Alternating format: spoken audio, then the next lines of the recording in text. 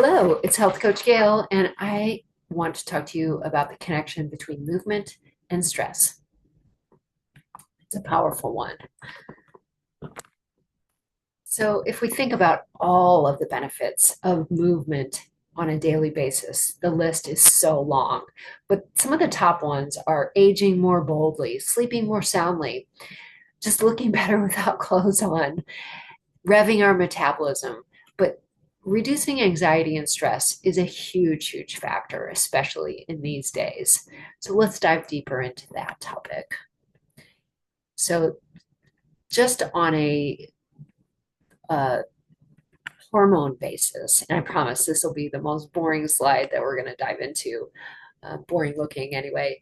But if we look on a physiological basis, just on cortisol production alone, the stress hormone, it has a huge impact on our ability to better manage our weight. So if we're overproducing cortisol, we're going to be more likely to gain weight or just have a lot of struggles maintaining a healthy weight. When we're in overproduction mode with cortisol, our metabolism is going to be struggling to be operating at a healthy level. When we're in anxiety state, our sleep is going to be disrupted, and that is going to make it harder to make healthy food choices. All of this is managed better by moving regularly. But also, when we are producing epinephrine and norepinephrine, that is going to put us in that fight or flight response. So that is, that always anxious mode. And these hormones are modulated by exercise. So while they increase during activity, in consistent exercise, that can help the body adapt to stressful situations and prevent overproduction. So this is an important consideration for us wanting to be regularly physically active, just to keep things in good balance in our body. There's also endorphin production. That's the feel-good chemical of the brain. So it's often referred to as runner's high. So you've probably experienced that. But these receptors in the brain help us reduce pain perception and promote the overall sense of well-being, often leading to that feeling of just really positive feelings. So it can happen, of course, in other states of extreme exercise. Besides running, it can be dancing or other really states of enjoyment in moving fast.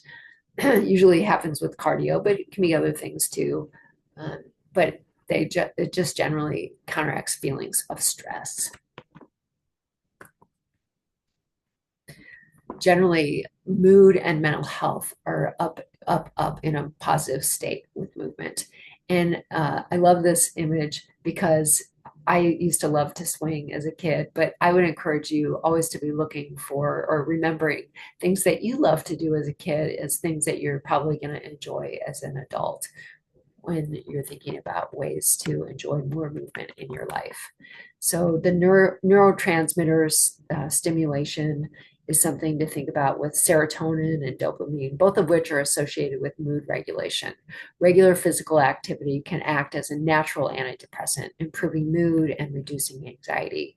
But it also enhances cognitive function and memory, which can negatively be affected by chronic stress.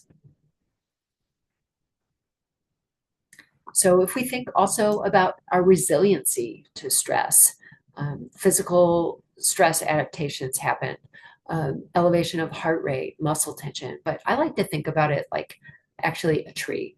When a big storm comes blowing through, trees that are strong get blown down and uprooted. But when we are taking good care of ourselves, we're much more resilient in a storm that comes blowing into our lives. If we have good exercise habits and we're eating well and we're proactively managing our stress, a big upheaval in our lives, we are strong to weather that storm. and we're much less likely to succumb to false friends. We're deeply rooted, and we can weather those storms much more easily. We we may lose some leaves from our branches or lose a branch or something, but we can handle those storms of life much better. So sleep improvements are also a benefit of being more regularly physically active. So, and I want to point out that reviewing these benefits of exercise, a good reason to do it is that so often people will get focused on, oh, I just am exercising to lose weight or improve my body composition, that muscle fat ratio. But a lot of these benefits are things that are not so tangible, or they happen over time. So it's important to just have a general awareness of them and try and notice them and celebrate them as they might be popping up. So just to reinforce the habits. So sleep improvements, you'll try and notice that you're having fewer disruptions uh, over the course of a night. Higher quality sleep, maybe use a Apple Watch or something, and you can notice that trend over time. And better circadian rhythm. All of these things can also contribute to better moods. Confidence boost, whether it's in your head or in your body composition, all of these things can contribute to better relationships and overall feelings of well-being. So I love this little guy here. He's so cute. Inflammation reduction. And this is something that we can't necessarily see as well, but we know that less inflammation is a huge positive health benefit that can have just great positive things for our overall health. Inflammation contributes to heart disease, tendencies to type 2 diabetes, all kinds of negative things. So with less inflammation, we have improved immune function. So whether that is, fighting off a cold or, COVID or the flu, we are less likely to get sick. And if we do, we bounce back faster. And who doesn't want that? So, we may not know we have inflammation in our body. It's not always obvious, painful to the touch or redness in the skin, but it might be there. And with proactive stress management through exercise, you are going to have less inflammation and a better immune system. So keep showing up for that workout, getting on that treadmill, whatever it might be. So relaxation, enhancement, and focus is another benefit that you may not be aware of happening. Sorry, I'm moving this bar around, but I love this little puppy gif or gif. But whether it's just practicing yoga or stretching, activating your parasympathetic nervous system, relaxing and just being less tense, these kinds of things can bleed out into all of your relationships and your relationship with yourself, and just being less reactive to life in general or the news or whatever it might be. So keep doing it. It doesn't even necessarily have to be, some hard and fast workout. It can just be something slow and gentle. So there are lots of tools in your toolbox. Besides exercise, of course, you've got mindset. You have your healthier daily food choices, and you have your proactive stress management techniques.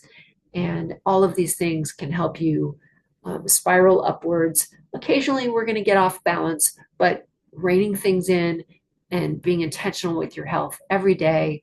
And of course, reaching out to me when you need additional support. I'm always here for you. So I'm encouraging you to continue to practice and know that it's always a journey to be intentional with your health and push back on the environmental forces that invite us to be unhealthy. So keep taking good care of you and being intentional and aiming for B. Bye now. Together we can.